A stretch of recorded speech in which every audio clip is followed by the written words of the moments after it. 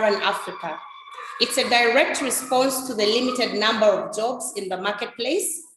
And I would like to invite Babalwa to give us her thoughts on how self-employment and access to income, and let her share her observations and insights. Babalwa, it's your turn to take us through. Thank you.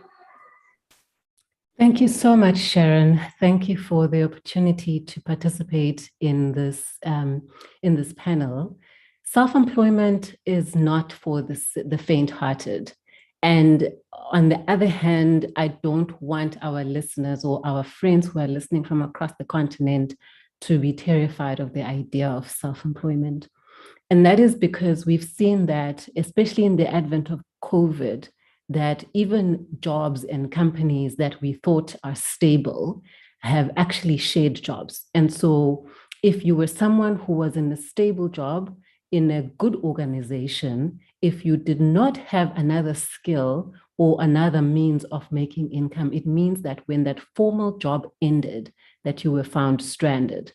And so I don't want us to get caught in the dichotomy of all of us are supposed to be entrepreneurs, because that's not true. The entrepreneurs create products that people who are in formal employment use. However, people that are in formal employment in the times we're living in would do well to diversify their earning potential. Find that hobby, find that skill, find that area of interest which somebody else is not knowledgeable in, and find ways in your spare time to create an income for yourself. There are people I know, for example, who are in the sciences and in medicine, but they are also gifted musically. And so they do song items. They are artists on the weekend. They sing at people's weddings and funerals. That is not to say that they are dumbing down their qualification or that they are trying to be something that they're not. It's just a matter of using each and every single talent that you have. And also when you are an entrepreneur, I think the danger that entrepreneurs I've observed end up falling into is not diversifying. So when businesses start making money, entrepreneurs, we like to, a lot of the times, keep pumping money and investing it into the business. Whereas there are stock markets, there are other forms of income which will generate more money for the entrepreneur and also ensure that there is a bit of a buffer in the event that an unlikely event takes place. I'll pause there for now, Sharon, but I think if our friends listening can take away one thing and not forget it, is not to elevate being self-employed over being employed, or those who are full-time employed look down. Let's get past that mentality. I know that a lot of people who were raised in entrepreneurial families get sent to university because it's so hard often to start businesses, and having a degree seems like something that is prestigious, of which it is. But we live in a day and age where we need to have a healthy appreciation for both forms of earning a living. Thanks, Babalwa. Rina, what have been your observations when it comes to income for women in your country, Kenya? Rina? Thank you very much, Sharon. It's such a great pleasure to be here and with all these amazing women. Now, in terms of my observations, I think the statistics actually show that in Kenya, when you look at licensed businesses, so, I don't call them formal, but licensed businesses, we have about 31% of them owned by women entrepreneurs.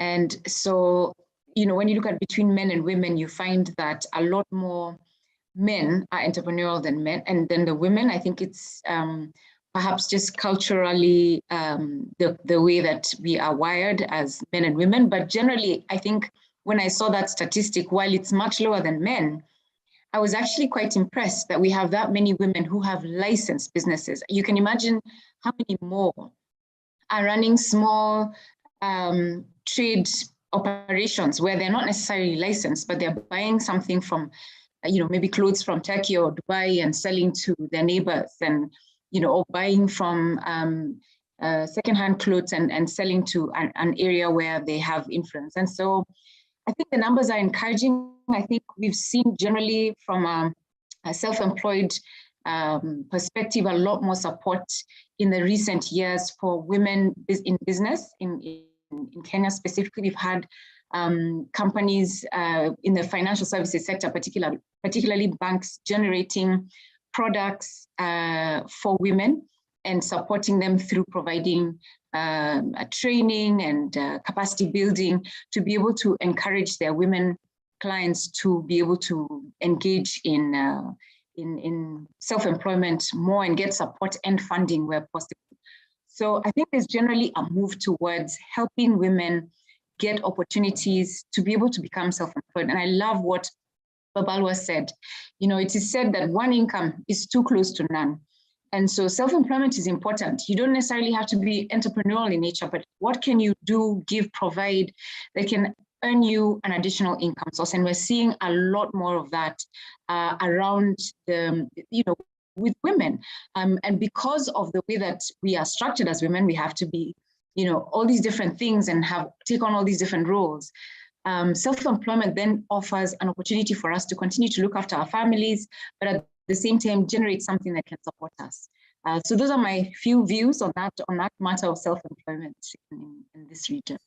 Thanks. Thanks, Rina.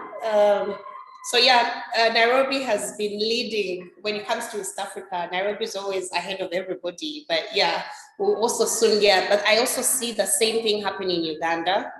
And this is just going to take me straight to gender roles in financial management. We'll have Faith and Pamela discuss what their observations have been around gender, the role into financial management, but we'll start with Faith. So Faith, as you unmute your microphone, would like you to just dive straight into women becoming increasingly financially involved, and how you're finding it back at home in Nigeria. So just take it away, Faith.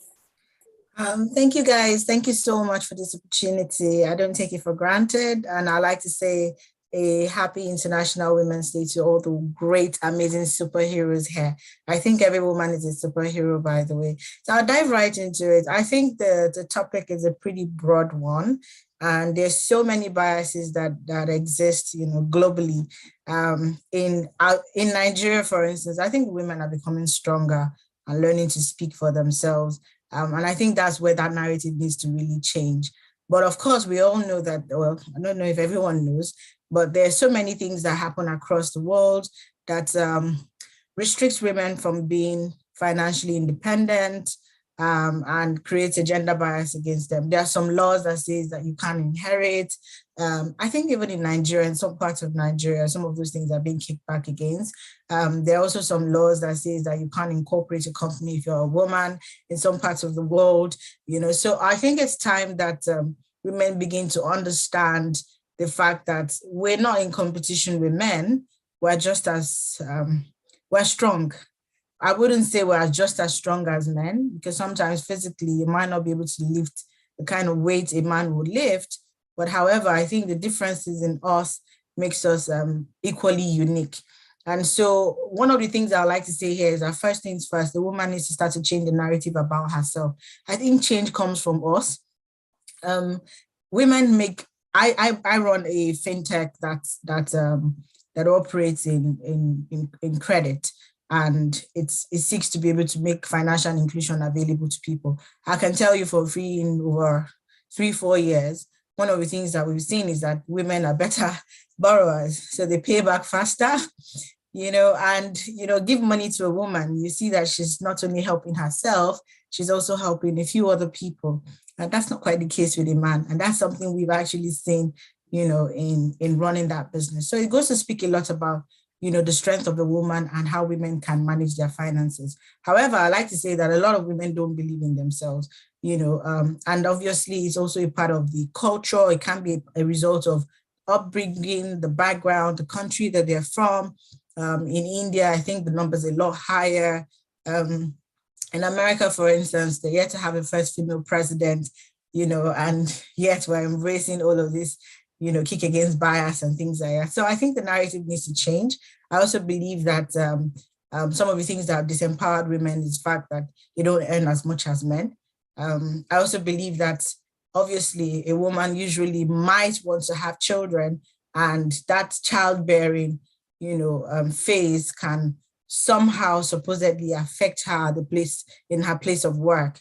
This is time where even workplaces need to begin to incorporate ideas that will make that woman stay in that company a lot better.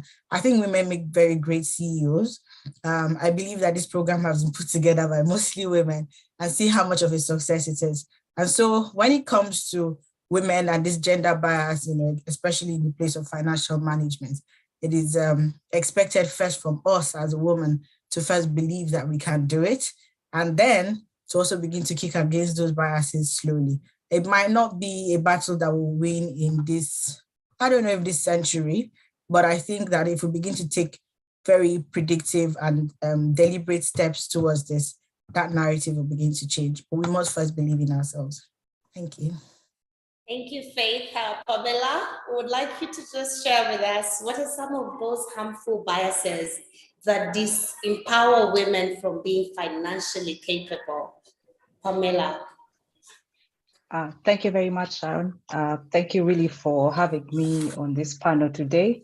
I'm really honored and excited to be discussing about something I'm passionate about. And a happy Women's Day to everyone. I know they give us one day, but just so that we have 365 days in a year for us to celebrate being women. Now, I think a lot of my fellow panelists have hinted on some of the things that are really prevent us women from achieving financial independence. One, which I think is very key, culturally, the bias that women do not inherit property. It leaves us unable to even access more financial, financial credit from a bank, or able to expand our businesses. We don't earn more than, we earn less than men, about 82% for every 100% a man earns. So already, even the world has us at a disadvantage, but that I don't see that as a disadvantage, but more as an opportunity to grow as women. Because of the biases we face in the workspace, we're not paid the same, even when you're doing the same work or more. Even when you're running a business, you find that it affects how our businesses grow. So at a domestic level, how women can grow their businesses and get over these biases. While we are on the road to financial freedom, one, I've already said in my opening statements, is just figuring out what money you have and where it's going really makes a difference for women as you build your capacity to access more wealth. And that's one of the key things that women should do as they go through as this financial freedom. At one point, what you have is not enough to take you as a business to another level. So investing in not only savings, but assets and taking bigger risks will help women overcome these biases and go into financial freedom. I'll stop here for now because there's a lot to talk about today. Thank you again, and I look forward to this discussion that I think is very important in this time, in this day and time.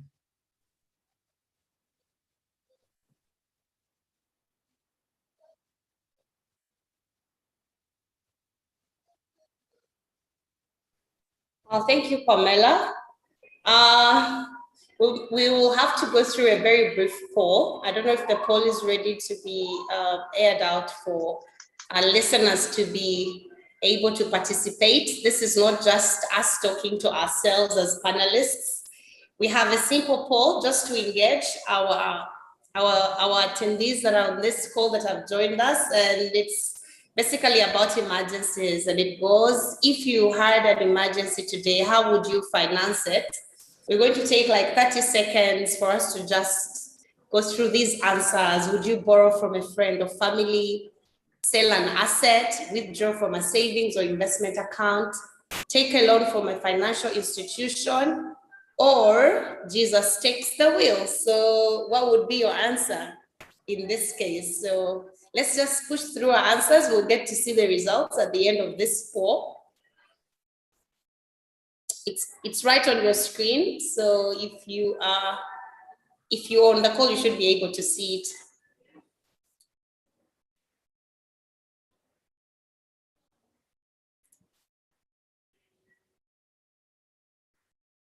Okay, well, so hope we've pushed through our answers on the poll. And I think as a panelist, I'm not able to answer. So hopefully your answers are coming through, Faith and the rest. Has anyone managed to answer? Oh, okay. So yeah, it's for the listeners, the people participating on the call. Please go ahead and fill in that poll. But away from emergencies, let's get back to the ladies to just give us more insights on how prepared are we when an emergency happens. So predominantly our sources of emergency funds in Africa are our wages. So somebody will look up to that salary they are earning, or they'll borrow from a friend or family. Rarely do we have savings, because we usually like to spend all that we earn. So once an emergency happens, how are women less likely to come up with, how are women coming up with emergency funds, or how are they less likely to come up with emergency funds? And I'd like Barbara, all the way from South Africa, to just share with us on why emergency savings are not something that we usually take up, and why don't people save for emergencies and fail to meet their short to medium term goals that they have, especially when an emergency happens. Babaloa. So I think, like most of you ladies, the society in South Africa is fairly patriarchal. What I mean by that is that, especially at the age where women get married, you are much more likely to be considered wife material. And I've got nothing against marriage. I love love.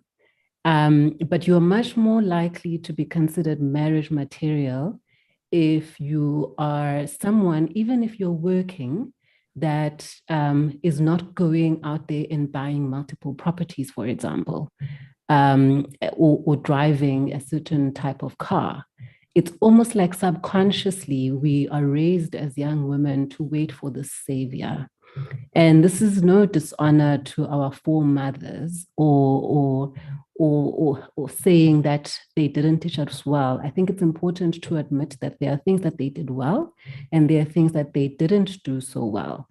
And so one of the things I will highlight that our foremothers have done well in South Africa, and I'll specifically say foremothers, there are savings clubs that they call imigalelo stokvels. I think the equivalent in Kiswahili is choma. Rina, am I right? And that's right, Chama.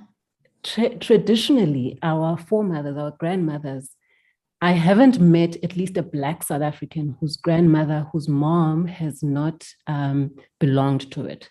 They used to collect money typically for the December holidays and groceries.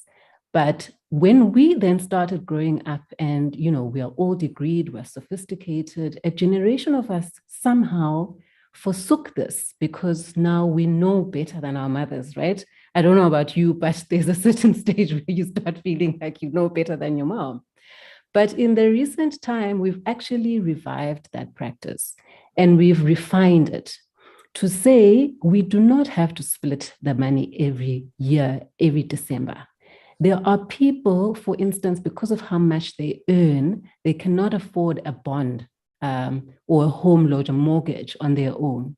And there are people whose stokvels have formalized, whose savings clubs have formalized, where they have formed PTYs, where they have bought properties together, which means that home ownership has become something a little bit more within reach because of the power of saving together. So that is one way of refining what our foremothers did. And secondly, when young women are getting married off, at least my people, they will send you off with furniture and things like that. I want to say that we are the generations of mothers who should first of all advise on things like the marriage regimes. Because if we allow our daughters to go into marriages that are by default in community of property, then we are actually saying that their risk, their fortunes and their misfortunes are tied with that of their husband. And what that does is that if one of the partners within the marriage goes into a business and that those assets, for some reason it doesn't work out, those assets, those joint assets can actually be sued. Creditors can come after that. Whereas if we can teach our girls the ability to negotiate and highlight the pros and cons of marriages and community of property, then we are actually securing not just their futures, but that of their children. And even if, I know I've made a lot of comment since I've started speaking around marriage, but even for people who, for their own personal preferences, see lifetime partnerships rather than a marriage in the religious or in the civil sense, when you are in a communal living arrangement with someone, sister, girlfriend, auntie, make sure that you are saving enough money that in the event of something going wrong in that partnership, you will not be homeless. I think we have enough knowledge through forums like this, through YouTube, through podcasts, that we can rise above the damsel in distress and use the various, both old and new methods, both instruments in law and instruments in society, to make sure that we protect ourselves. Yes, the cost of living is quite high, which makes it super difficult to save. I mean, in this country, I think the price of petrol per liter is going up within the space of a month by 2 rands. We know that with Ukraine and Russia, because of our reliance on them for wheat, those prices are going up. So bread is going to start costing more. However, if we have a little bit of land, are we growing spinach? Are we growing those vegetables? Are we being creative in making sure that we minimize the amount of money that we spend at the market? Guys, I started in a pot plant. You will not believe it. If you come to my garden right now, you will see spinach. You will see tomatoes from a pot plant. I don't have a big farm or a big piece of land, but guess what? Those few rands that I'm not spending at the market, at the supermarket, buying tomatoes, are going into my secret wallet that only I know about. So we need to just be people that are aware of the changing world, and aware of the fact that we have more at our disposal. If you are on this call, it means you have a stable internet connection. Do you know the internet and social media is not just for memes, for jokes, for celebrity gossip? There is so much that you can learn about making extra income, which skills that you take for granted that somebody else might be willing to pay for that service. What about the handiwork? Some of us grew up doing needlework, crocheting. Do you know those things are in vogue? Crocheted outfits. If you have that skill, and if during your lunch hour or when you can't sleep at night, you start crocheting something, it doesn't need to be a doily like granny's. It can be a nice trendy top. That's a few extra dollars that can go into, our grandmothers used to put it in the bra. I don't know if that's across the continent. That's your bra money, because we cannot afford, in the kind of world that we're living in, to be people who are waiting to meet men to be our rescuers, to be in partnerships where it is accepted that we are the one to be rescued, because the world has changed. The world is not what our mothers birthed us into. And when we are raising our daughters, we need to arm them with both new and modern ways of creating extra cash. I'll pause there for now, Sharon. Thank you, Babalwa. You reminded me of how my grandmother used to keep money. So every time you wanted a sweet, she would open up and give you some pennies to go and buy a sweet every time we went for holidays. Pamela, what have you observed in the culture and attitudes towards savings, especially in Uganda? Pamela. Thank you very much. I think Babalwa has said so much. I don't know what to say after what she's already said. But I think one thing that I want to highlight that she already mentioned is how the savior mentality. We live in a hypergamous society, so women are taught to marry up. And on top of marrying up, which I highly recommend, women are not taught to have their own. And that's very key. Society we are not taking the same risks as men. A friend recently asked me, she has the qualifications and she can apply for a better job. And my saying was, if Donald Trump can be a president of America, there's nothing that is impossible for you. But they were hesitant because of how we've been taught to dampen ourselves to be more attractive for marriage. You hear the marriage come over and over again because a lot of women are married off young. The women on this call are not even 1%, or let's say, okay, at most 10% of the women in this world, a representation of where they stand. They have access to internet, they have access to financial, a bit of financial inclusion. So how we invest is different. Women tend to take really safe investments. In Uganda, it will be land, it will be a small side business that they probably are not growing to the next level.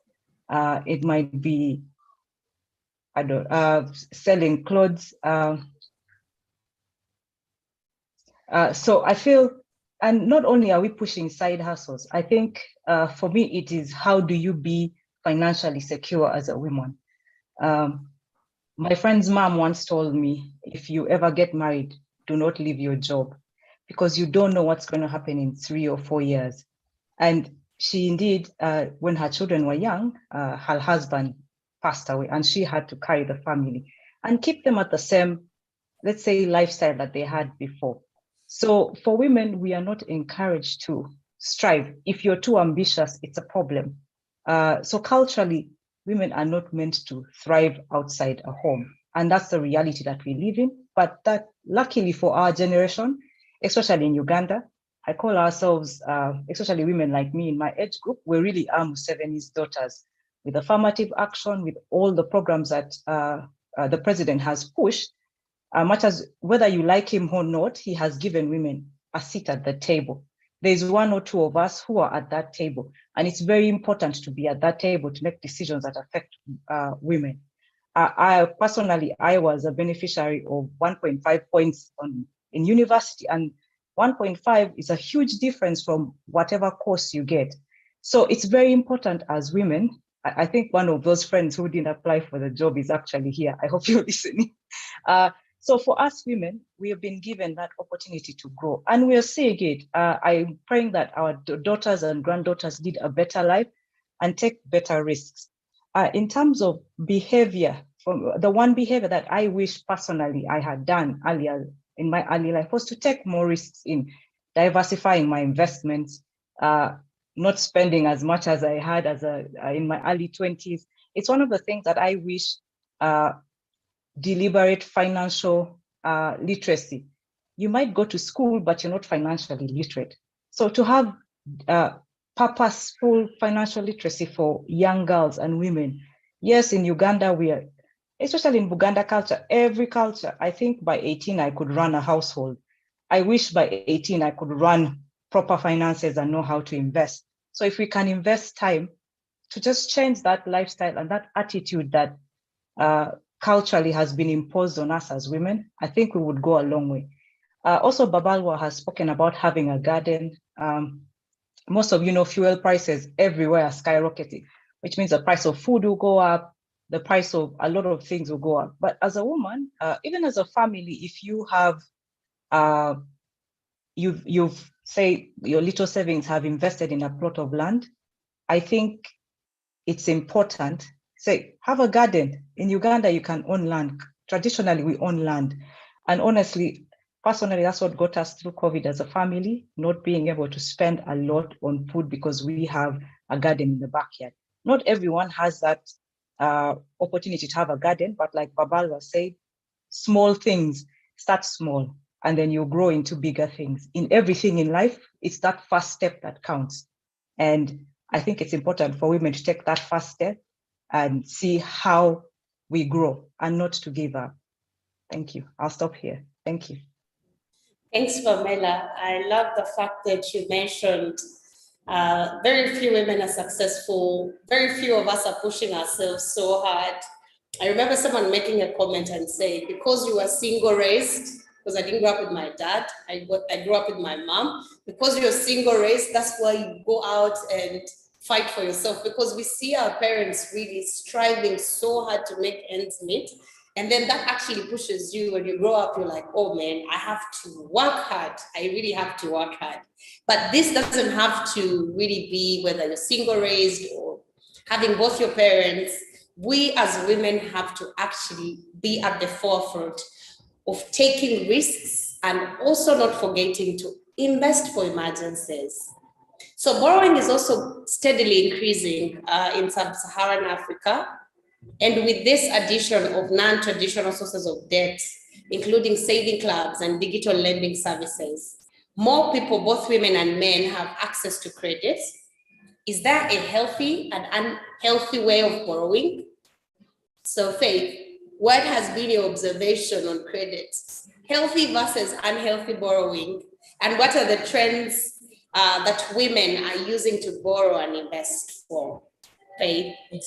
Awesome. Before I jump into my own section, I like to just speak a little bit. I'm just going to piggyback off what Pamela said. So Pamela, in addition to what you said, this is something I've always thought about, which is, you know how you and your husband or your partner would maybe buy a piece of property and you have Mr. and Mrs., his surname.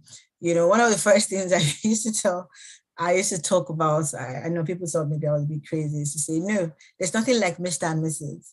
There's Mr., your first name being the man's name, and then there's my name in that document.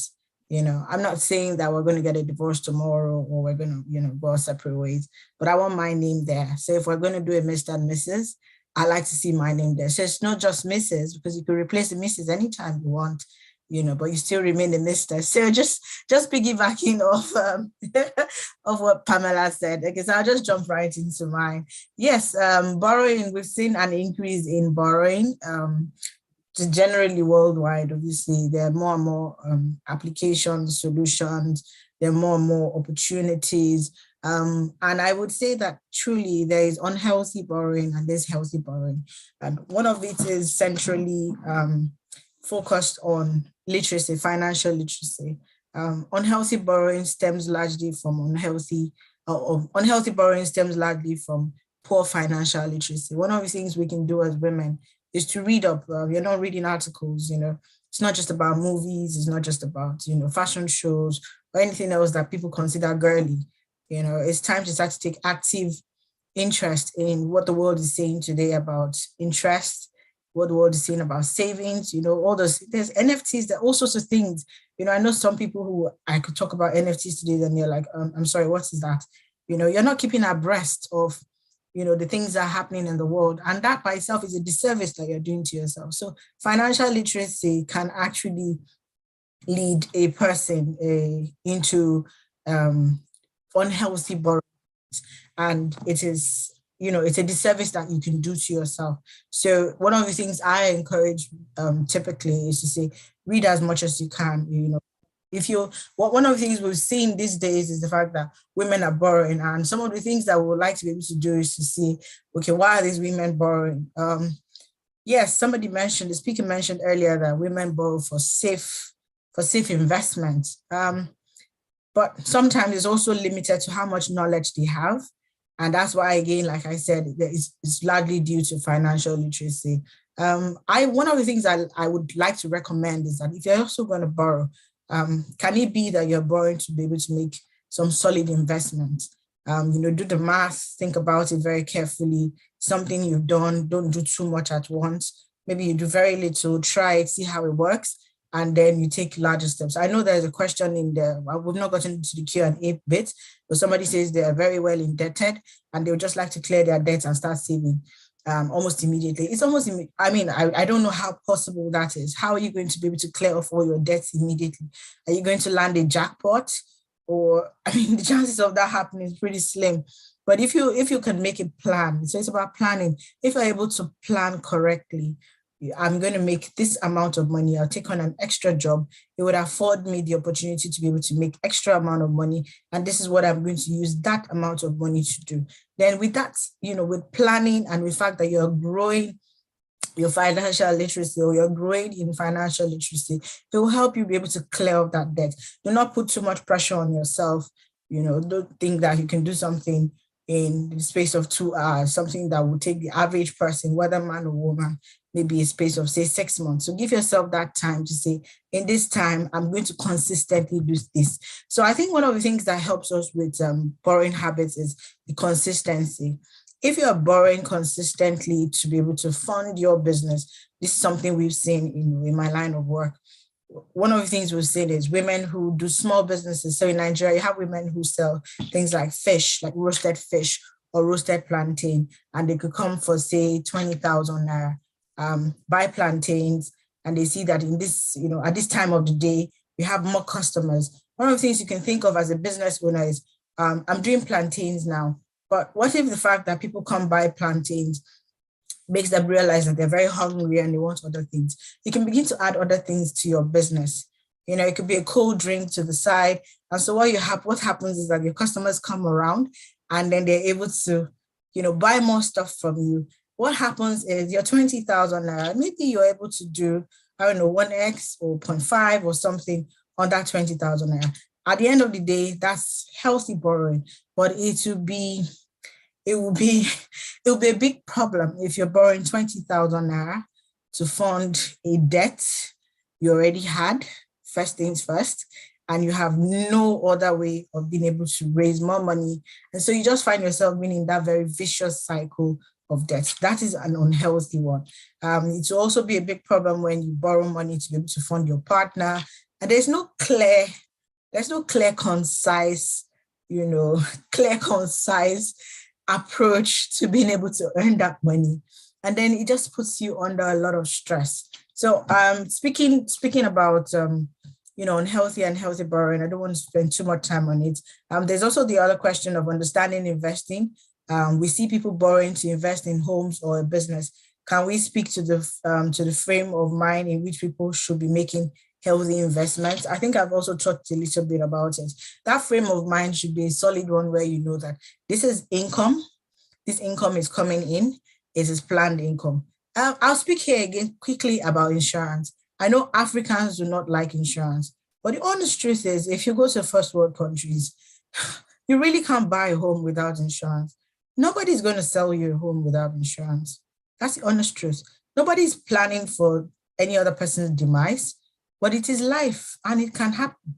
I don't think the Ukrainians believed that there was going to be a war. I don't think any of us on this call believe that in this century we'll be having talks about war. So yes, maybe in this time you will say, okay, what would your insurance do for you here? But however, imagine you have a type of insurance that is even global, that's not necessarily tied to your country, then you do have something to fall back on. So again, what I encourage women and men, everyone really, is take out a bit of insurance. It won't hurt you.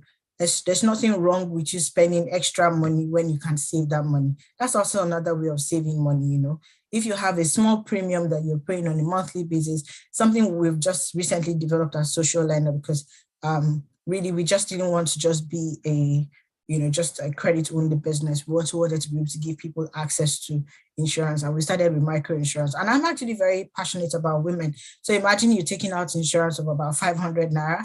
I don't know what that translates to in rands, but maybe I'll say in dollars, that would be about $1.20 or so.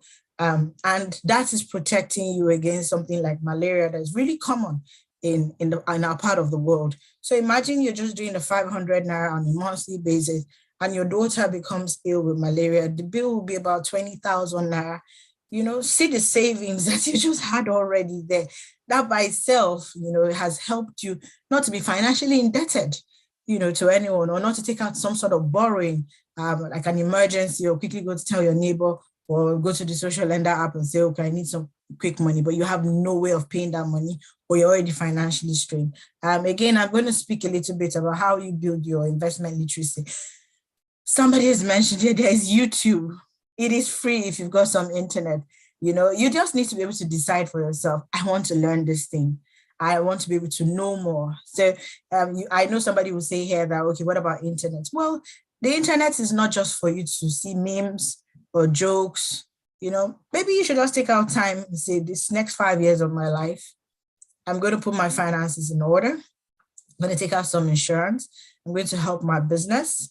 And I'm going to learn as much as possible. That knowledge by itself is power. I know one of my favorite shows, there's an argument if knowledge is power or power is power. Be that as it may, really what happens is that there's YouTube University, like someone just mentioned here. There's Google, there's Dr. Google, there's Analyst Google, there's just there's so much information, at our fingertips that we can rely on to be able to help us to make very good judgments. So I think it's something that we need to be able to, do real quickly and start to participate in it. Why is it important to invest from a position of security or stability? It is important that as you begin to invest, you've calculated the risk. It's really about risk. I like more risk. I probably have a larger appetite. Some people don't. So it's really about your appetite, and it's really about calculated risk. A lot of times when I want to make an investment, I've looked at the future. I've looked at, I've seen the past records of that particular investment. I know exactly what has happened in the past. Does it mean that things will not happen in the future? No. I've also recently loved the fact that I can be liquid. Sometimes I just like to look at my bank account and I smile because I like the money there, really. So sometimes you should take pleasure in keeping money for yourself, not necessarily spending it all the time. Just look at your bank account and smile to yourself and tell yourself, I'm a superwoman. Somebody mentioned in the chat too the other time that all the tasks don't have to be done by women. Sometimes you can pay someone to clean your house. What's wrong with that? Must you be a superwoman all the time? Do the math. How much is 1 hour of your time worth? How much is 1 hour of your time worth?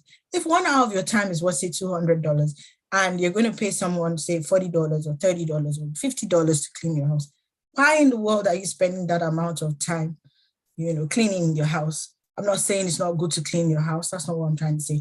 But I'm just saying that we should put a lot more thought into how we deliberately live our lives. Thank you. I'm not sure if I've taken up too much time. It's okay. Thank you, Faith. So we would love to hear from Rita. Rita, what are your thoughts on trends in women borrowing and investing? Thank you very much, Sharon. Faith has said it all, but I will add a few things. Well done, Faith. Love it, love it, love it. I think when it comes to borrowing, what I find also is that women are also afraid of borrowing. They don't just go ahead and borrow. And in fact, a lot of lenders love women because they get paid back a lot faster. And the items or the business that they say they're going to do, more likely than not, that's what they actually end up doing. I think for me, the message I want to state is don't fear borrowing as long as you're borrowing to put that money in an asset, whether that's maybe to fund your business, so you need to buy more raw materials, more products so that you're able to sell and scale up your business a little bit. I think it's okay. As Faith said, all you just need to do is calculate, what are the risks I'm facing? What is the likelihood of me getting paid back? I think the other thing, as you borrow, you must think through, how am I going to pay this back? If my business or the investment I put this money in doesn't work out, where will I get money to be able to pay this back? When it comes to investing, I just want to spend a bit of time here because Faith did talk about debt quite a bit. A lot of people wonder, where do I begin? Like, where do I start when I'm thinking about where to invest my money? And a good place to start is to think through, what are my goals? A lot of times, you're in debt or you don't even have the savings, you're told you need to invest, and you're just so overwhelmed. And I find when you have clarity around what you desire, in the next 3 months, in the next 6 months, in the next 1 year, 5 years, then you begin to prioritize your spending habits. You begin to want to work with a budget because you realize that if you continue the way that you are, you'll not be able to do the things that are very important to you. I feel like the process of sitting down and writing down your desires and your goals that are based and aligned with who you really are, that exercise helps you make really good decisions where money is concerned. And once you have the goals down, you need to think through, okay, there's some things that are very important. I need to make sure my basic needs are covered. where can I invest that money to make sure that I have my basics covered? And so then you will be limited by the investment options that are safe and secure, that ensure that if you lose your job, if business doesn't work out, if prices increase and you're not able to afford some of the things that you do, what are some of those investments that you would take? Things like making sure you have insurance for health, things like making sure you have some money saved every so often for education for the kids, an emergency fund in place. Those are things that are very, very important.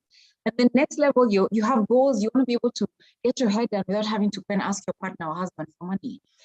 You want to be able to visit your family once a year, or you want to be able to do some things that you just love and enjoy to do. Where will you invest that money?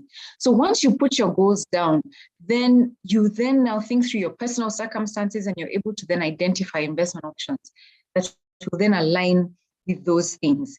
I think the first place to start, even with everything I have said, is to make sure that you have an emergency fund in place. And how do you figure that out? You calculate what are your monthly expenses. How much am I spending in a month? What does that look like? When I, with rent, fuel, data, that's become, very basic these days, utilities and other things. How much is that amount of money? And then multiply that number by 3 to 6 months so that you at least have 3 to 6 months worth of your monthly expenses saved somewhere safe, that is earning you interest, hopefully above inflation, that you can then withdraw within 2 to 3 days and be able to then meet your emergency needs, and not invest everything in very long-term needs. I find a lot of people come and say, I want to put all my money in land, and you invest all your money in a very long-term investment, or all your money in securities like stocks, which are long-term investments. And then when faced with an emergency situation, then you end up having to either borrow money to meet the emergency, or having to sell your asset at a deep discount to be able to meet the need. And then it causes a lot of stress and anxiety. And so that's why it's important to sort of organize your finances and your investments in such a way that you have your investments that are tailored towards meeting short-term needs, emergency needs, like your safety net, really. And then you have those that are working alongside you as you work to make sure that you're meeting your needs, building those passive income streams through rental income, through a small business, through investing in bonds, investing in good, solid, mature companies that can give you a dividend. And then you also want to take a bit of risk. Faith mentioned NFTs, which are part of cryptocurrencies, which are very high risk. So you don't also invest in very high risk opportunities with all your money, but it's important to take that risk as well, because then you give yourself the opportunity for wealth creation, meaningful wealth creation. And so you must also find, what are those things that I have the appetite for and can do that can give me those kinds of returns of 2 times my money in the next 3-5 years? And so the most important thing is keep in touch with what's happening. I asked myself this morning, yesterday, oil prices hit a 14-year high. I think we have 2 panelists who've mentioned that oil prices are going up. And I asked myself the question, I wonder how many women, as we celebrate International Women's Day, understand what that means. Understand, okay, so therefore what? When interest rates are going up, when inflation is going up, when they say that the exchange rate has fallen, what does that all mean to me? And I'm like, if you just keep in touch with the news, if you have access to a newspaper or even Twitter, there's so much content around what's happening day to day. And it's important for us to remain abreast with those things, because then you're able to take actions where your finances are concerned. You're able to know, okay, you know what? If this is what's happening, I need to exit this company, or I need to sell my land and make it more productive, or I need to get into real estate because there's an opportunity here. It's a buyer's market right now.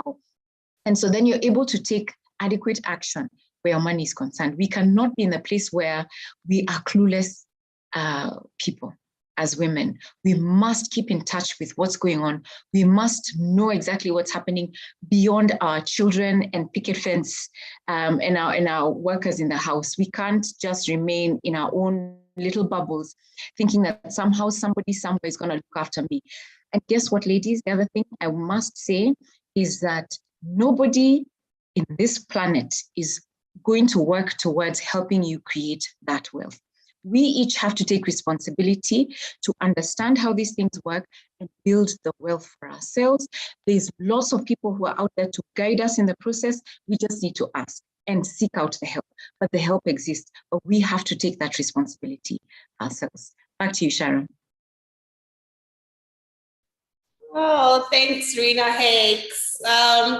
So Rena has done a very wonderful job.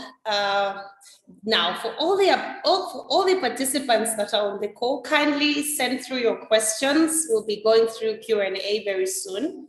So as we go towards the end of the call, I would love us to just tackle a very important topic, that is digital and how we are using the internet and digital financial services.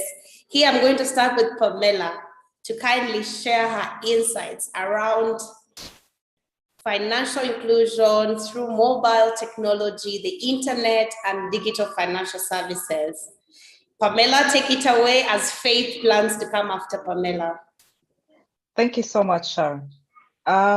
So with DFS, Digital Financial Services, really one good thing that financial services providers have done is really jump on the, I wouldn't jump on the digital finance train. Mostly you can see BOU pushing for more digital financing by limiting the check limits to about 10 million, which is really low. So it allows you to directly forces you to use digital finances.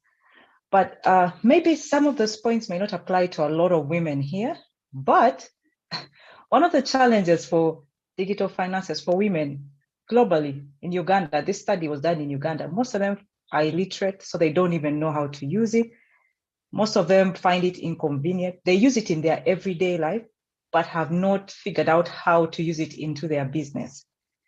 Some of the digital finances are expensive because, you know, most of the women that we serve, at least when I worked in Opportunity Bank, the women we served are really your aunties, your cousins and mothers who have small businesses. Maybe they sell, I remember going to Soroti and we're talking to people who fry cassava on the roadside, those who go to the weekly markets. So those are the people we are talking about in terms of digital finances. So they found it expensive for their already small businesses. And we've seen more investment in digital finance to help women access this. It's easy. It's easy to access financing. I work for a company called FinAccess. What we do is we have digitized the value chain for dairy across East Africa as we expand into the world. Now it makes it so easy that if a woman is the one who owns a business, it's very easy for her to access financing from the bank. She doesn't have to walk to the bank. She just has to be a member of a cooperative and just request for a loan. And depending on her milk threshold and the threshold that the cooperative has set aside for her or her family, she's able to get an advance on her production. So it makes it so easy to access finance. But women do not know how to use this. A lot of us here know how to use it, but many do not know how to use it. And one very interesting thing is I found that women, on top of not being illiterate, they really do not know how to use this. So you find that if they live with aunties, nephews, especially nephews, you find that they actually steal savings from these women because they don't know how to use it. If you work in a bank, you know, a lot of the fraud cases are not even from people outside. It's from within the family because they probably don't know how to use, say, the mobile app. Your nephew has gone and downloaded the app, signed you in, has the password, and can log in and send himself money and him and his friends money. So you find that security is a big issue. While DFS really makes access to finance much easier. In Opportunity Bank and a lot of banks like Finca, Ugaford here in Uganda work really closely with refugees. And it's very interesting to see that it's the women who, like we said earlier, women pay the loans much faster. They understand the 50, 20, 30 rule of saving, where 50 is for your needs, 30 is for your wants, and 20 is for saving. So women really understand that concept once they've gone through the financial services, financial literacy classes. So you find that they use DFS more and it has helped them completely change their lives. And we appreciate all the people, especially like Zeno, who are pushing digital financing here in Uganda. And just to detail, digital doesn't only mean your phone. There is your ATM, very important. How do you handle it? Can you get credit on your ATM or using your card? Those are things that we need to grow into so that we don't have to constantly walk to the bank, sign paperwork, give me your ID, which for me is it really delays the process of access to financing. But I believe that Uganda is steadily working there. But I know countries like Kenya and South Africa and even Nigeria are really a few steps ahead of us, but we are definitely working in the right direction. Thank you. Over to you, Sharon. Faith, how do we embrace technology? Ooh, so that's where I come in.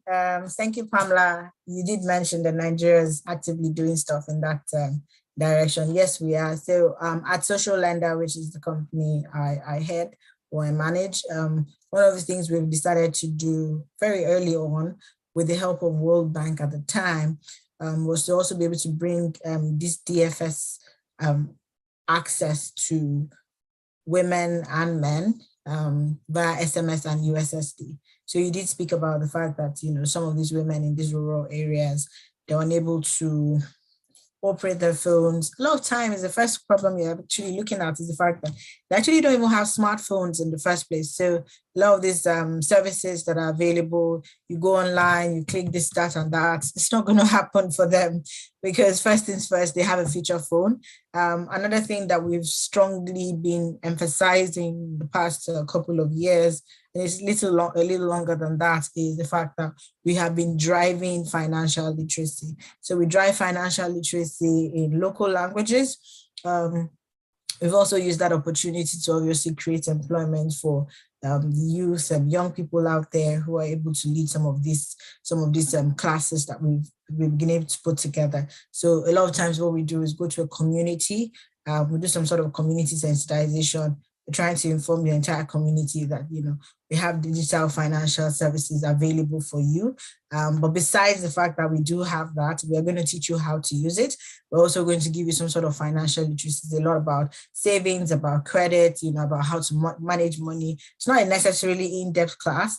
One of the things we've also noticed is the fact that we've had to repeat those classes, you know, more than once for it to actually sink in to our audiences. And part of how we've been able to succeed at this is also delivering it in local languages. We do know that a country like Nigeria has well over 100 languages, that I'm pretty sure of.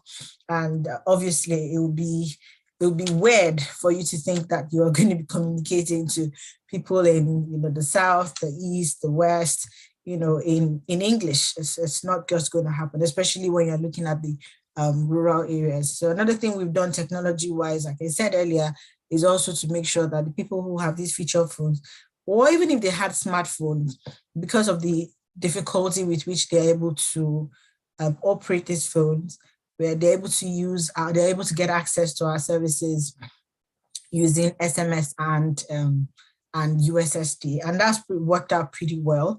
They don't necessarily need somebody's help. We're also working on delivering those SMSs in local languages. Something else we've also tried to develop is, I don't know if you know where you have like, it would be MoneyGram or Western Union. You can typically just walk into a store that sells maybe groceries, and you should be able to do Western Union there usually.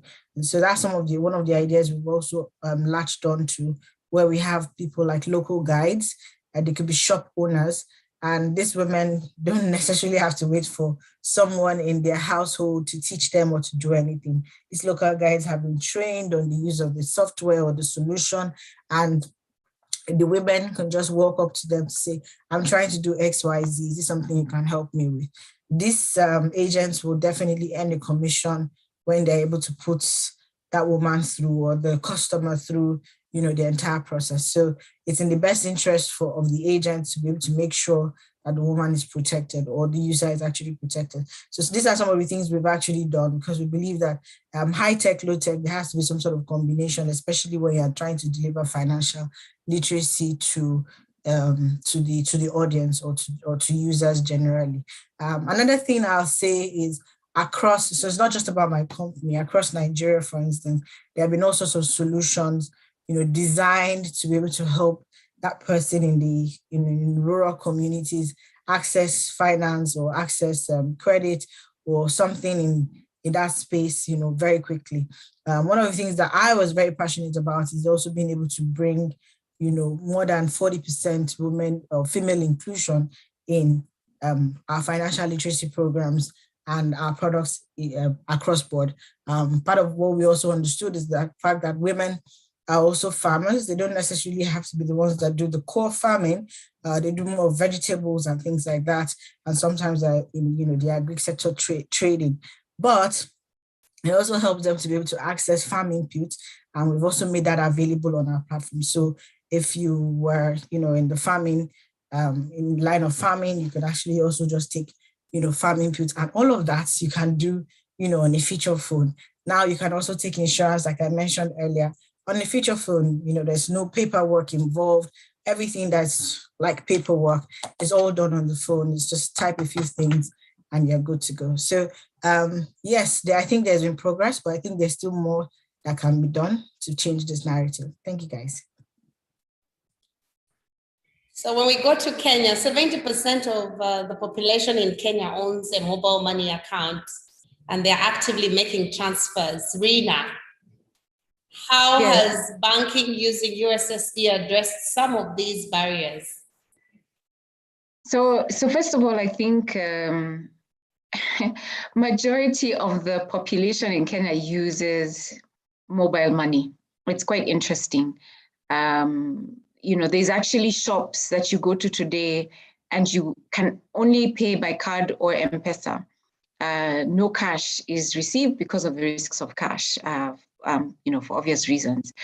Now, what has actually happened is we've seen a huge increase as a result of that in financial inclusion. In fact, I think some data that I saw 2019, a while back now, financial inclusion in Kenya had gone up to 85%, which is quite good, which means that everybody within that 85% of the total population have access to some kind of financial service. Now, this has come with very good positives.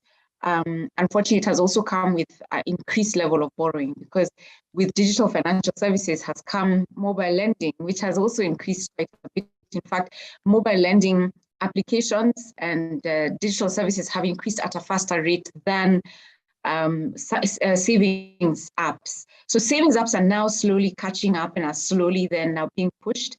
But we saw, I think it was 2020, about 19 million Kenyans were reported to have a mobile loan. And I think about 7.6 of them had multiple loans from different lenders. I think we have over 50 applications in Kenya that you can borrow from. So you borrow from this one and then borrow from the other one to pay this one. And so it's been a crisis, to be honest. So for us, the story is mixed. I think the fact that inclusion is there has really helped a lot of people. But the sad thing is that 30 to 34% of those who borrow have borrowed for personal reasons, for consumption, not for business, which is not a really good thing. So how has it, so USSD you are asking. So of course, not everybody has a mobile phone that has access to internet. And so we do have USSD options for most of our products. We actually also saw in 2017, the first treasury bond issued in the entire world was issued through USSD on mobile. And so with *899#, I think it was, you could apply for a treasury bond and earn a tax-free rate of 10% on your money for a 3-year bond, which was fantastic for us. And so I think financial digital services have come to really help us significantly. And we can all take advantage of these. My ask is that we use them to grow ourselves, to be able to get information, compare opportunities, invest and save. Because today you can invest in a money market fund, for example, just from your mobile phone. You can invest in so many different applications, including bonds today. you can place a bid using your mobile phone in Kenya. So there's been a huge move towards digital financial services in this country, which has really been good for us in being able to increase savings and investing needs in the country. Thanks, Rina. Babalwa, how can we use technology to achieve financial wellness and independence? You can even share some of those examples that are in South Africa for the rest of us to learn from. Sure, I've started typing a comment on the chat because I'm listening to everyone and realizing that the regulatory environments are quite different from one country to another. I understand in Kenya, Kenya is like the envy of most of us on the continent in terms of the technological advantage. Advancements and that achieving inclusion. However, Rina, what you just mentioned now about the multiple loans, nobody mentions that. Nobody mentions that. Whereas in South Africa, however you borrow, the credit bureaus are centralized. A credit bureau is a place where your score, how you've paid your debts, do you have lots of overdue accounts? That's centralized. There's a couple of different providers, but basically using your personal ID by law, our national credit regulator makes sure that you first get checked. Yes, there are those that are backdoor, but by and large, credit is quite regulated in South Africa, which might not necessarily be the case elsewhere on the continent. And so I think I'll answer the question both for the use of technology and for non-technological solutions. I think in South Africa, what we've seen is that people who use licensed financial services providers, even if they don't have dramatic growth in their wealth, they tend to be protected by the laws of the land simply because of the fact that the provider is licensed, meaning that should something go wrong, you can go to something that's called the Financial Service, it's used to be called the FSB, now it's called the FSCA. For credit, you can go to the National Credit Regulator.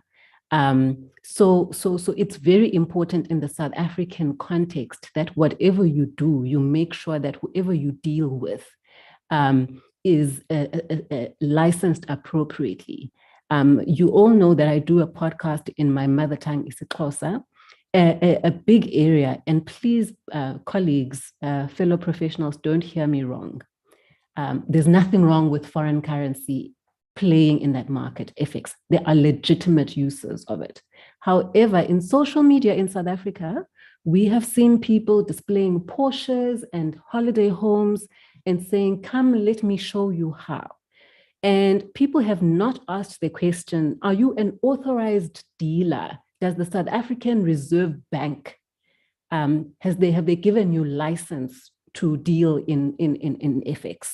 And in a lot of these cases, actually, because those licenses typically get given to banks or asset managers or stockbrokers, those people cannot answer that question. And our people do not know that they have a right to ask that question. They see the Porsche, they see the holiday home, and they think, let me take my pension and put it all in there. Those are the sort of things we've seen in South Africa. I'll speak about crypto because digital currencies are very topical. Everybody is talking about the excellent returns. In South Africa, I even say this in my podcast, those are not yet regulated. And so personally, as great as the returns are and as available as the technology is, I'm just wary to go down that route. Meaning that, Babalwa, even though, with all my exposure, having worked in banking and asset managers, personally, I don't feel that an unregulated type of investment product is the best thing for people to go to. The other thing that I want people to understand is that in forums like this, technology is great, and a couple of us here have referred to YouTube and social media, but there's only so much that somebody who is not a trained professional, who is not sitting in front of you with your affairs, looking at how much you actually own versus how much you own. There's very limited amount. As brilliant, this panel is brilliant. As brilliant as this panel is, They cannot answer questions like how to invest did my sound just go off? What did I do? We can hear you. We can loud hear and you. clear. Sorry. If you ask me on this panel, even if you are in South Africa, if you ask Greener, as qualified as all of us are, I have 100,000 shillings, rands, dollars. What should I invest in? This is not the type of place to answer that question, because we don't have your budget, we don't have your patterns, we don't have your needs, we don't have your short-term goals. So we are sharing knowledge on YouTube, on the internet, on Twitter, but there is very much a role for a qualified professional. And it differs from country to country, the different certifications. So I know I'm not answering directly what you were asking me about the use of technology, but I think the important things are whether you're using a branch, whether you're using an agent, someone mentioned Western Union through a storefront, whether you're using an app, is it by a regulated entity that is licensed in your territory where you live? Granted, this answer might not be sexy. I'm not promising dramatic returns, but in my experience and in my personal life and in the clients that I service, wealth building is not something that we do overnight. It is something that is gradual. Friends, it is better for you to have the habit of putting away little amounts regularly, even if it's to a fixed deposit account that is not shooting down the lights. You are growing a muscle. You are putting money away every month. In that time, you are also arming yourself with knowledge. Certain bank products are guaranteed. They will not lose your capital. That is better than someone who is not putting away that little bit and waiting for this big opportunity that's going to come via a wonderful app or a great new idea. You are doing much better by being more intentional with small amounts, using either banks, stockbrokers, asset managers, fintechs that are operating with the applicable licenses in your own country. That's the first thing I would say, don't forget. And secondly, be diligent in seeking out the help of a professional that is adequately qualified in your territory. I mean, in South Africa, for example, a lot of people are crazy over something called easy equities, where you can buy shares even at a fraction. You don't even need to own a whole share. There's some Bitcoins that you can buy on easy equities. You'll find people on Twitter showing, oh, this is my portfolio. I'm not certain whether it's open to non-South Africans, but that's something that seems to be taking off. But what I will say is that I will never discourage anyone from using easy equities because they have the appropriate licensing. You don't necessarily need to be handheld by a professional to participate there. But by and large, from what I've seen, the products that are available on there, such as tax-free savings investments, are available at your banks, at your asset managers, at your stockbrokers. And so there are options in the South African context, but I will repeat what I tell everybody. Make sure that you deal with a regulated product set. Make sure that you deal with a provider who is adequately licensed, and rather grow slower, rather grow more gradually, whether you're using physical channels or you're using apps. Make sure that you upskill yourself on the regulation, on the cybersecurity. I think it's Faith who mentioned it. It's a problem. Scams and fraud, people are crying daily because they are putting their hard-earned pensions. Rather be more conservative. And making money is not necessarily complicated. There are things, like I said, that our foremothers, our forefathers did. Some of us, we grew up in homes with rooms at the back being rented out. There are people, there are students, even today, who need accommodation. Just because it's not some fancy crypto instrument or coin, doesn't mean that it does not generate a steady flow of income. Vegetables, people need vegetables every day. There's lots of different things. So let's not necessarily be looking for that thing that is going to overpromise, because in the overpromising, if something sounds too good to be true, it most probably is. I hope I've made sense and done justice to the question, Sharon. Thanks, Babalola. You did a great job. So it's time to go for Q&A. So for those that are participating, I'm encouraging you maybe to put up your hand or submit your questions so that the panelists can go ahead and answer your questions.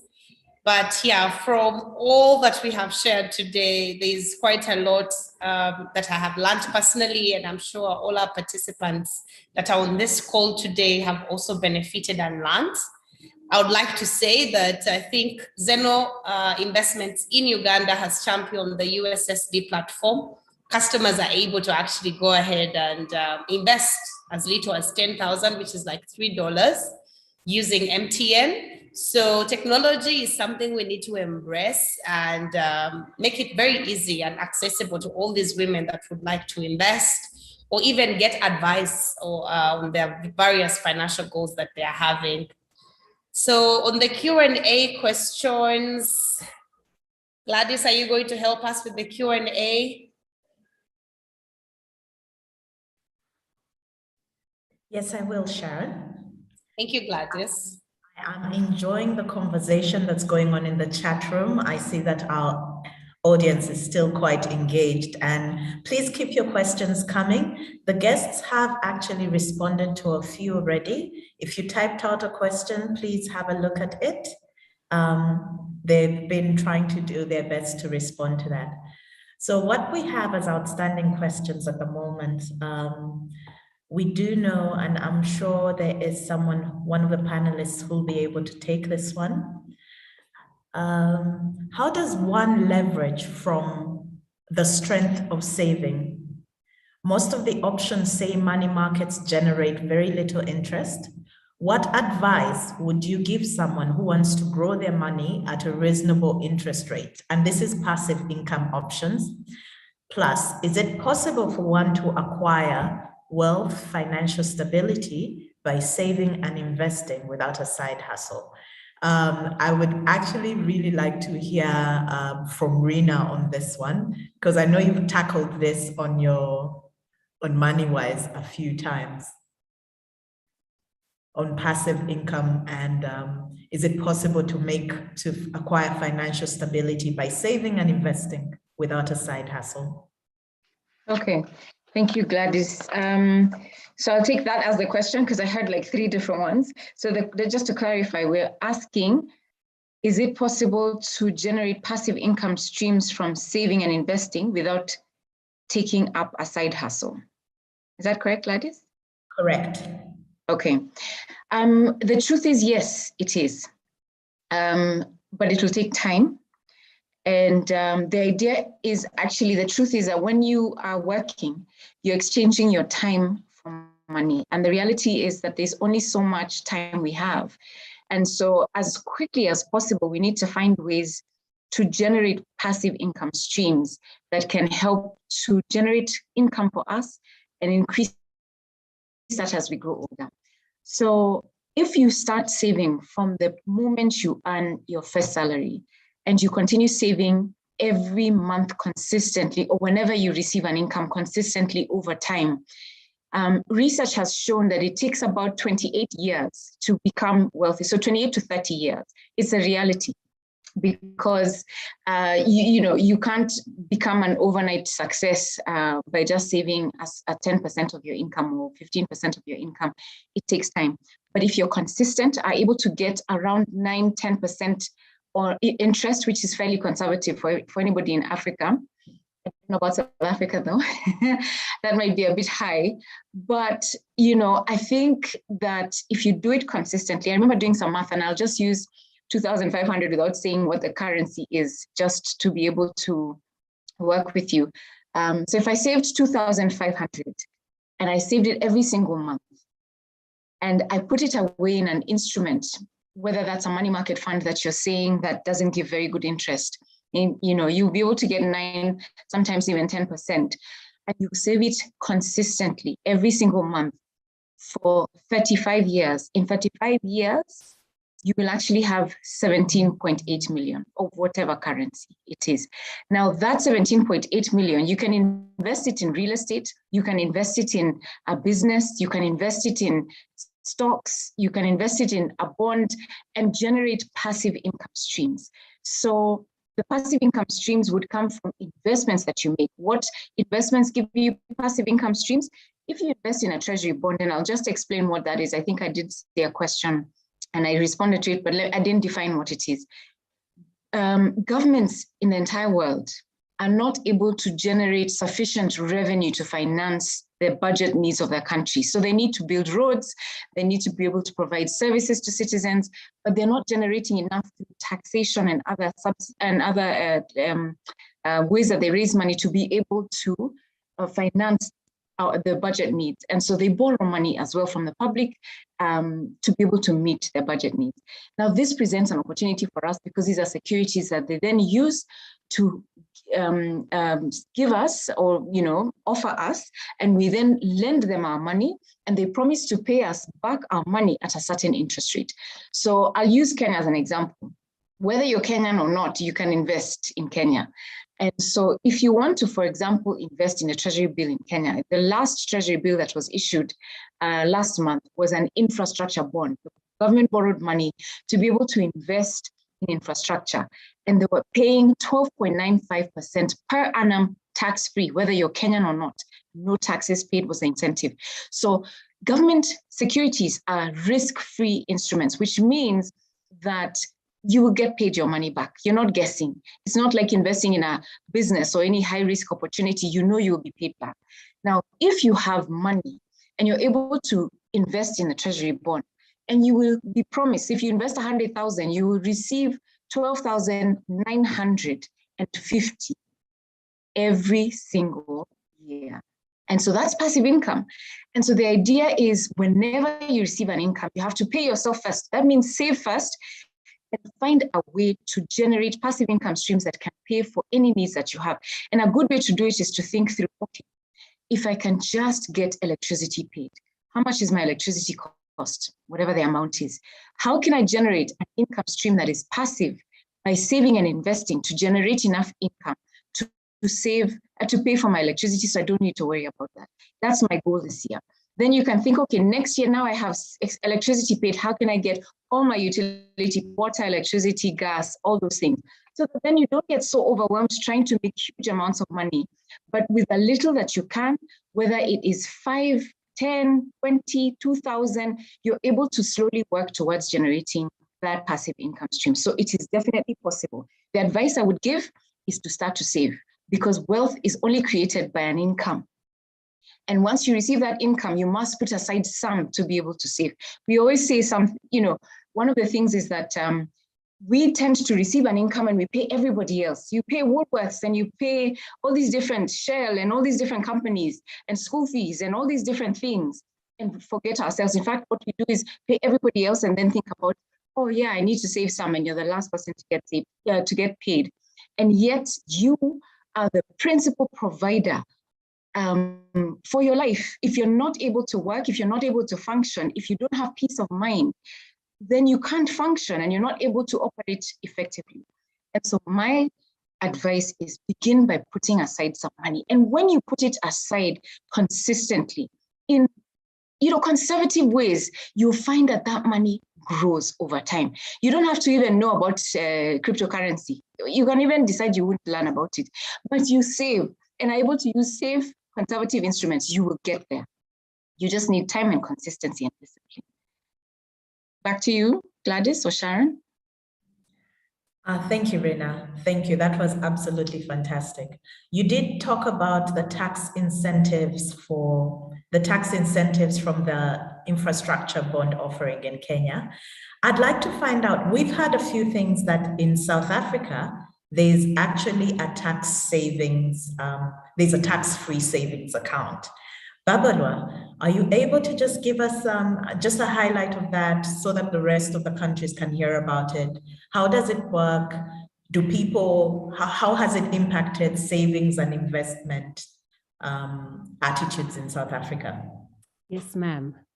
So like I said, across every risk type, you can access a savings, what is called a tax-free savings. The government of South Africa allows up to 36,000 rands per tax year, which some people break down into monthly amounts of 3,000.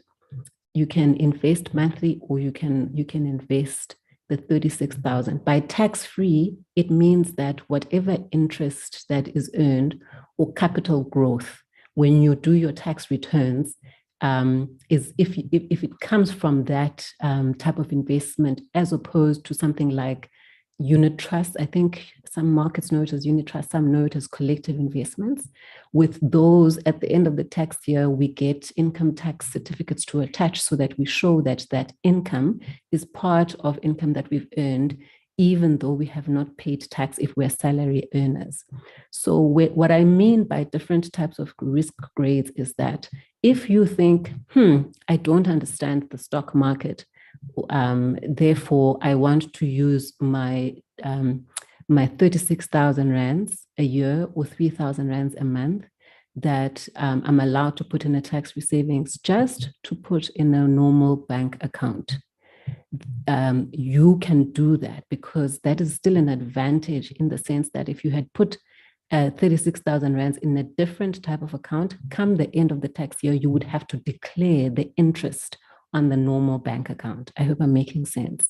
Then there is also various types of unitized instruments, exchange traded funds. I've already mentioned, I've also mentioned collective investment schemes.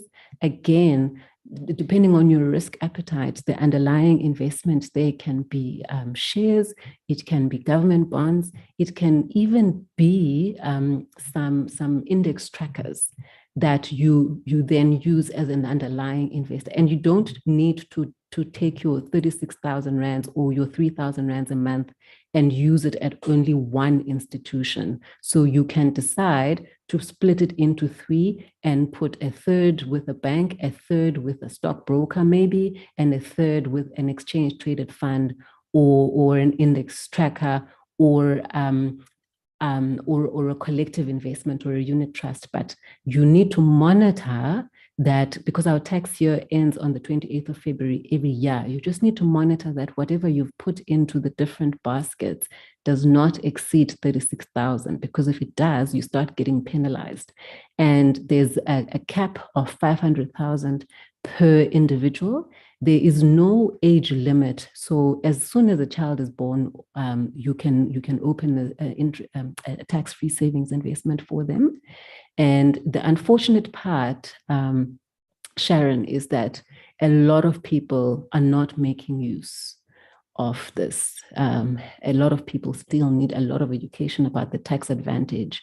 A lot of people tend to ask about the things that seem exotic and a bit more sexy, whereas in actual fact, our government, through this tax-free savings and through saving for your retirement, there are actually tax kickbacks that you get as an individual just for putting money away in these different types of investment vehicles. The tax-free savings account, the other one that people love using for saving for retirement is retirement annuities, which I won't touch on right now. There's just so much.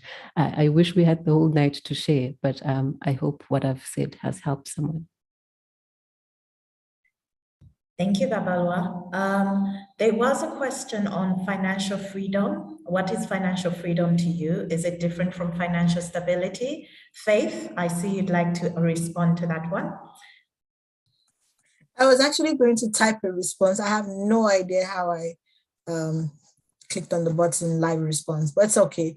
I think they're almost one and the same, to be honest. To be financially stable for me is also very akin to financial freedom.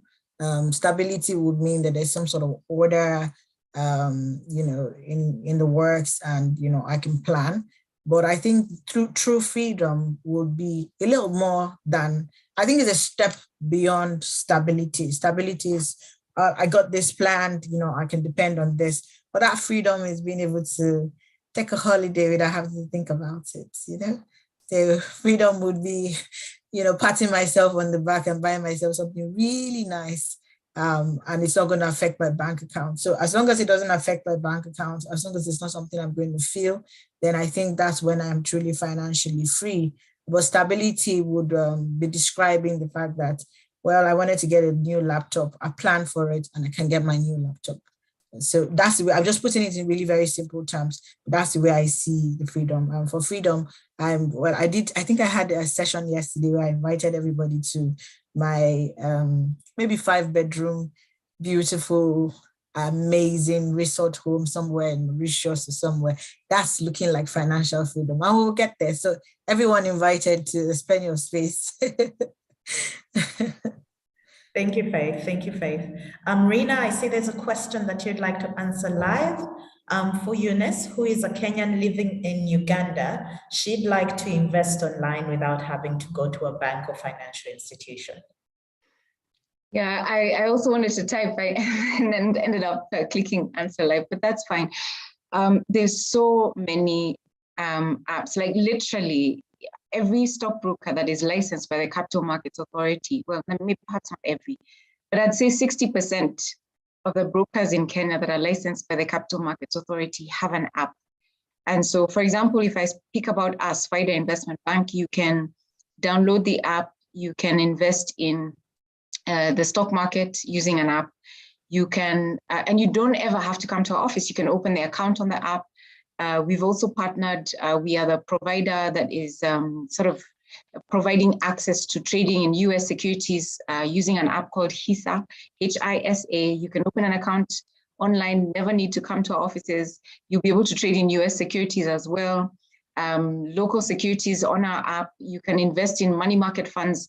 All the different licensed asset management firms give access to you. Some may have apps, some don't. And even those that don't have apps, you can communicate through email. So perhaps what I can do is send you my email address. Perhaps I'll just post it in the chat, and depending on what you want to invest in, as long as it's a financial asset, you should be able to do it without having to come physically or get access by queuing. COVID changed everything. Now there's access to all these different financial products online or through apps. Thank you. All right, thank you. I think that's it for the questions. Sharon, I'd like to hand back to you for closing. We still have people here with us, so I'm very pleased that we're not speaking to ourselves, but we'd like to let everyone go on with the rest of their evening. So Sharon, I'll hand it over to you to close out. Thank you, Gladys. And would like to thank the participants that have stayed on the call, and to also just let everybody know that the poll, we had the results already, and each person on this call voted. And I would like Joanita to just display the results. Would love to see the results. So from what we answered, 36 people, or that makes 25%, would borrow from friends or family to fund an emergency. We have 5%, they would sell an asset. 54%, so majority of us on the call would withdraw from a saving or investment account. So I believe this must be Zeno customers that are the 54% with an investment account. So it looks like Zeno customers, majority of you must be on this call, because we see that majority of our participants, 54%, are actually having an investment account, which is really good. 6% would take a loan from a financial institution, and 10% still believe Jesus can take the wheel. So those are our results from the poll, and thank you so much for participating. So in conclusion, would love our guests to just let us know how can we continue breaking the bias, and to also encourage women to learn more about money and wealth. And as you conclude, kindly share with us how can the participants connect with you. So sharing your website, your social media handles, it would be a good way as you sign out. In terms of conclusion, I would love to start off with Faith to just give us your conclusion remarks in terms of how do you advise the audience on how to continue breaking the bias around women, money, and health? And how do we connect with Faith? Okay, so you connect with me, faith@sociallenderng.com. I have tried to put that in the chat box. Let's see. That's fine. You can find me on LinkedIn. I think I'm also Faith Adeshamawo on LinkedIn. I'm not so sure there's any duplicate for me yet. So that should be easy to find. I'm looking forward to connecting with my fellow co-host here too. I think that'll be really cool. I think for me, this is the best part of International Women's Day. I've had the opportunity for maybe say 2-3 years consecutively to also be able to do something, quite public about, what we believe women should be looking into and breaking the bias. Breaking the bias, I think, is a very strong statement, and it shouldn't just be for 2022. It should be for the rest of our lives, and it should be something that every woman should keep, somewhere in her heart or somewhere in her head, where you're a strong woman, and then you're described as obstinate. You're firm, and they say that you don't want to be a pushover. There's a fine line, but I also believe that kindness. I'm very big on being able to impact people's lives, and I believe that kindness is very important. So I think this is a time for us to be able to show the world that you can be a strong woman and also be kind. You can be a strong woman and also deliver that message with politeness. You can be a strong woman and not be necessarily seen as someone's wife. I overheard my husband say something the other day that, my wife's profile, it's very interesting. And she can't write a single line of code. You know how proud I am of that. I can't write a single line of code. Yes, I can't. But I've got my voice, I've got my own area of expertise, and what I would do to myself is to continue to improve that area of expertise. So I think my parting words today to every woman out there is don't let the world tell you what to do. Don't live by the world's standards. If there's a set of standards, that is fair and is morally justifiable, I think these are the standards you should stick with. And if in that community that you are in, you see that the law is against you, you can start to make those little changes. Go to the House of Reps, however it is it works in your own country, begin to, maybe write petitions or something, just start to change that narrative. I'll give a small story here to tie up everything. I was a youth corps in Birnin Kebbi, that's somewhere in the north, in northern Nigeria. And I realized that because I was an agric person, I wasn't a veterinary doctor, I was an agri production manager instead. There was a bias against us. Secondly, I couldn't walk into my office and shake any man there, because traditionally and by religion too, I couldn't touch a man. But once it was past 6 o'clock, the men would be happy to talk to me, but I decided that, this is not going to be the narrative. First things first, one of the first things I can make an impact in, walk up to the NYSC headquarters and start to speak on, the changes that need to be made in the salaries that were paid to agri production managers. We spent 5 years in the university. You don't see any reason why we're so badly discriminated against. I can say that in that 1 year, of my youth service, it didn't take effect, but it took effect in the next years, because the next lady who took over my position in the next batch sent me a message to say, I've been looking for your number and I just want to say thank you to you, because those changes that you fought for have now been implemented and I'm being paid this amount of money. So I think it doesn't matter. It's just one person. It didn't make local news or even international news. It doesn't matter. But start to make those changes where you believe in yourself. Don't let anybody tell you who you are. You know who you are. Develop who you are and be proud of who you are. You can be pregnant and give a speech. Who cares? Be proud of who you are. I was speaking at a very lovely conference, and I saw the lady, really big shot. She was pregnant. She had, she looked pregnant, very, very, but she carried herself with so much dignity. And I think that's what we should all do. It's nothing to be ashamed of if you're going to be having children. There's nothing to be ashamed of that you have children. There's nothing to be ashamed of that you have cycles. You know, those are things you need to embrace and start to change that bias. If men have been built differently, that doesn't mean one is superior to the other. Nobody is superior to anybody. You are beautiful in your own right. Thank you, guys. Thanks, Faith. Babalola, closing remarks, and how do you encourage the audience to continue breaking the bias? Thanks, first of all, to the entire team at Zeno. You've given me sisters today, Rina, Pamela, Faith, whether you like it or not, all of you. I consider myself to have a home to visit in each of your countries. I've learned so much from you. Thank you so much.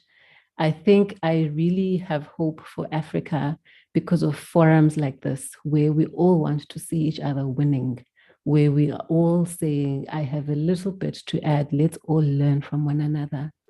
I've put my handles for social media on the chat.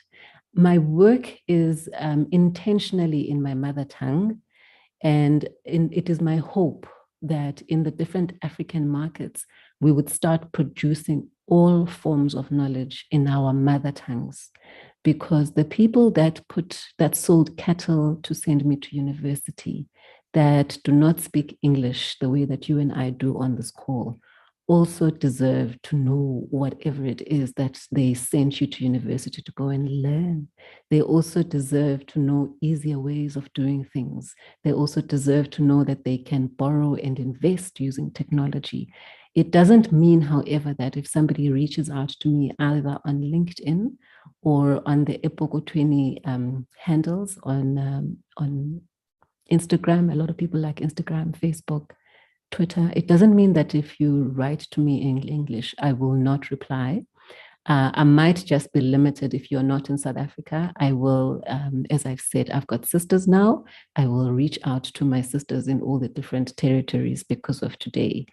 But I'm very, very hopeful about the future of our children as a continent because of spaces like this that encourage us to learn from one another. And I think whether you are a single mom, whether you have never been married, whether you are divorced, or whether you are a wife, please don't look down on yourself. You can always learn something new. You can always read up on a new area. You can always ask.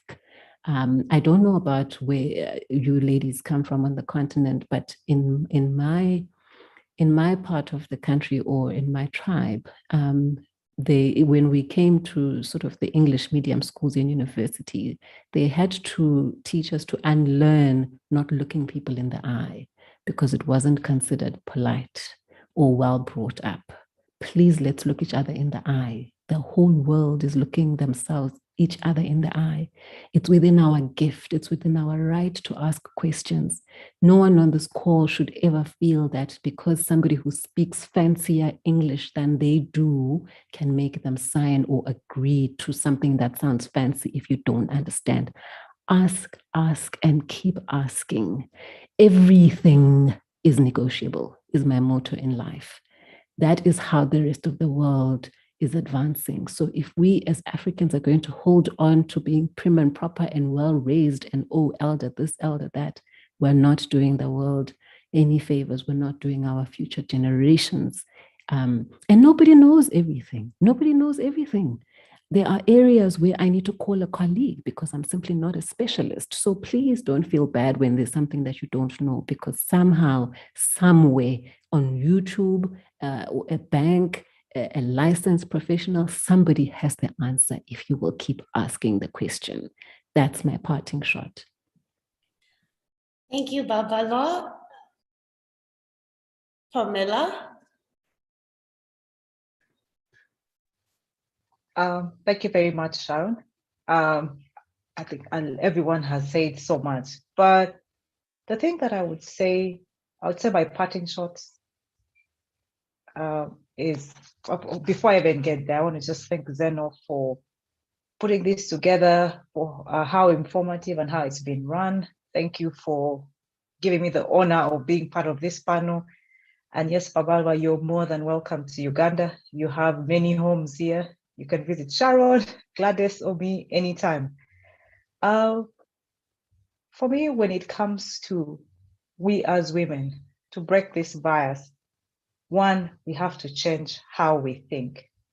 And incidentally, I'll give you a tip on how my mind changed last year. Randomly, I started hiking. I found myself summiting Kilimanjaro and Rwenzori in under a year. And I've climbed literally every mountain in Uganda. When I came off the mountain, the way I saw life is different.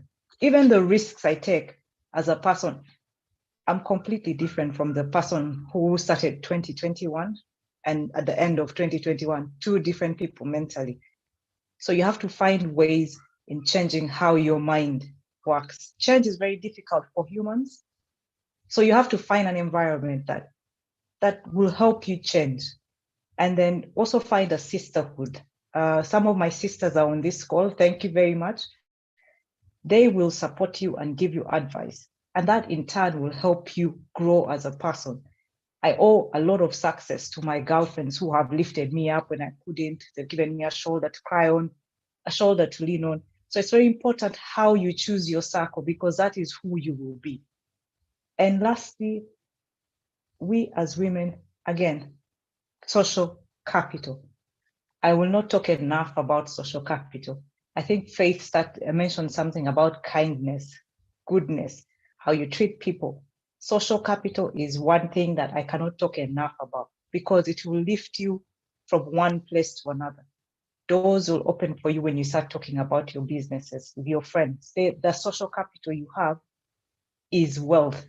And that is one key area that I think we haven't really talked about here, but I believe social capital is worth more than a lot of money, all the money in the world, once you have that social capital. So work on building your social capital, work on improving yourself, especially in your mind, how you think, what you've learned. If you are working a full-time job, I remember wanting to learn how to run a business. And like Babalwa said, sometimes YouTube university is not enough. So I found myself back in an MBA to figure out, how do I do these things? How do I handle finances? So always invest in yourself, invest in your social capital. Mind change is very key. The Bible talks about renewing our minds. We need to constantly renew our mind. And in renewing your mind, a lot of things will fall in place. Things that will seem so difficult will become a walk in the park. And thank you, ladies, for attending. I know you have so many other talks you could have been on, but I'm very, very honored that you are here to share these few hours with us. Thank you very much. Back to you, Sharon. Pamela, how does the audience reach out to you? How do they connect with you? I have put my social media handles. You can find me at L Abonyo on Instagram and Twitter.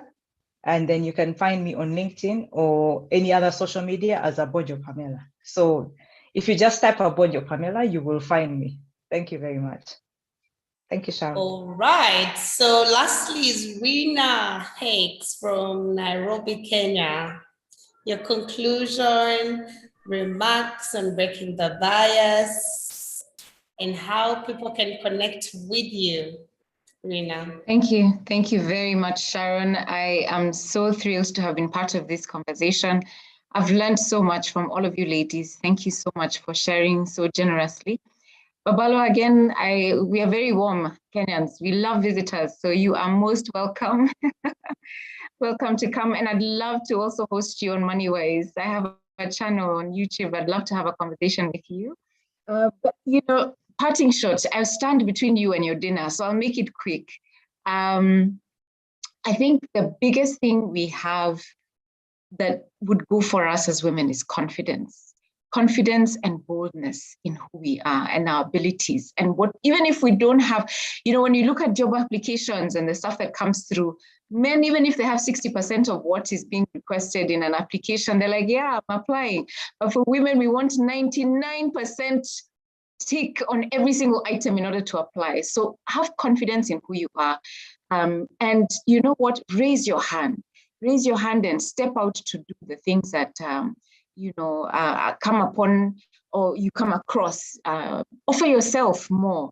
And in that way, then you'll be able to raise your confidence. You'll also be able to raise your confidence by increasing your knowledge. So please don't skip the news. Don't, ignore the news that's going on. Just begin by paying attention to what's happening, what's going on in Ukraine, and what's going on with, Iran, and what's going on in different markets, not just your hometown. I think it's so important for us to be global citizens and to think globally, even as we think locally. I think lastly, I will take Pamela's lead and quote the Bible. It says, it's not good for man to be alone. A lot of people think that relates to marriage, but the truth is, it's not good for us to be alone. We need to be with others. We need to network. We need to hold hands, be in business together, be in networks that encourage us and uplift us, because we truly, truly cannot survive on our own. We are not an island, and don't try and do it on your own. With others, you'll be able to get there much, much faster. So I wish you all the best.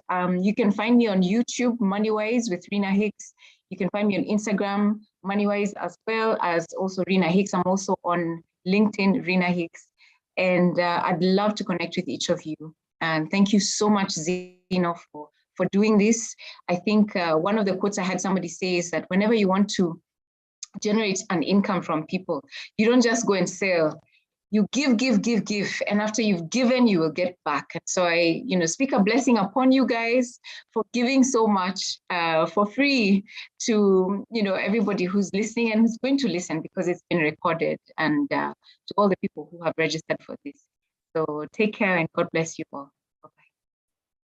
Well, thank you, ladies. This has been amazing. I think we need to have more of this. I've seen a few people in the chat asking when is the next one. Just watch the Zeno website. That's www.myzeno.com. We'll be sharing with you our upcoming firesides. We prefer firesides because they're a bit not so formal. It's a bit lighter and no panels. It's just a discussion of people getting together and talking about financial literacy. And Zeno has taken the forefront in our country to educate people about money. And we do this free of charge. We do it at workplaces. And now we are online. And I'm happy that we have our sisters from Nigeria, Kenya, South Africa, and Uganda to just come and speak about breaking the bias, which has been our year's theme for the International Women's Day. I would like to thank the Zeno team that has worked so hard to put this fireside together, the preparations, the ladies preparing. We thank you so much, Zeno team, and the panelists that have joined us today, our guests. We love you so much. For the people that have attended the fireside or the participants, let us know those topics that you would want us to discuss, and we'll collect and ensure that we get all these amazing people. So today is Women's Day, so next time it will be something else. And we'll try as much as possible to keep you up to date.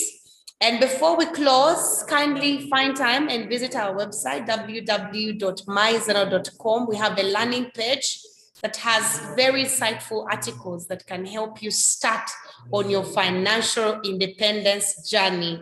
So we do a goal-based approach. Just visit our website. You're able to get simulators that will help you plan. You can actually also find our goal-based platform on MTN via our USSD, which is *165 *5*7# on MTN. Feel free to reach out to us and speak to an advisor. We're usually available to speak with you. And on our website, we usually have a live chat where you're able to come on and ask any kinds of questions. And for those that are having companies or groups of people investing together, or people that would love to have financial literacy, kindly reach out to the Zeno team. We are able to do this both online, and as well, we can come to your premises and do these presentations, provided you're organized and would want to learn about financial literacy. So I'd like to thank you all. Thank you so much. And this is the time when we say goodbye. See you next time. And yeah, we'll ensure that we go ahead and share this recording with all the participants. And for the questions that have not been answered, we'll go ahead and answer them and then share them in an email for all those that had registered for this fireside chat. And thank you. We can sign out now. See you next time. Bye. Bye. Thank you and God everyone. bless.